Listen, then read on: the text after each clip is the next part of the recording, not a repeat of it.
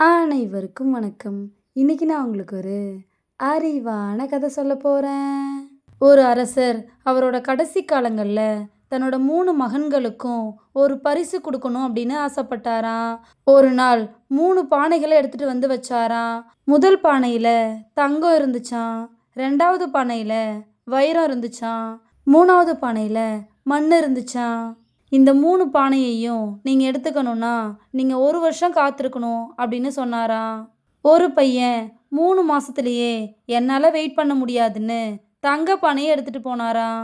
இன்னொரு பையன் 6 மாசத்திலேயே என்னாலயும் வெயிட் பண்ண முடியாது அப்படின்னு சொல்லிட்டு வைர பானைய எடுத்துட்டு போனாராம். கடைசியா இருந்த பையன் 12 மாசம் வெயிட் பண்ணி அந்த மண்ணு பானைய எடுத்தானாம். அதுக்குள்ள ஒரு சின்ன பேப்பர் இருந்துச்சாம். அதுல ஒரு அரசனுக்கு பொறுமை ரொம்ப முக்கியம், வாழ்த்துக்கள், நீ தான் எனக்கு அப்புறம் இந்த அரசாங்கத்தையே ஆளப் போறவன் அப்படின்னு எழுதியிருந்துச்சாம். இதோட இந்த கதை முடிஞ்சிருச்சு. நம்ம பொறுமையா இருந்தோம் அப்படின்னா நம்ம ஆசைப்பட்டதை விட பெரிய விஷயம் கண்டிப்பா நமக்கு நடக்கும். அதை தான் இந்த கதை நமக்கு சொல்லுது. இந்த கதை உங்க எல்லாருக்கும் பிடிச்சிருக்கும் நம்புறேன். இன்னொரு அழகான கதையில நாளைக்கு சந்திப்போம். நன்றி.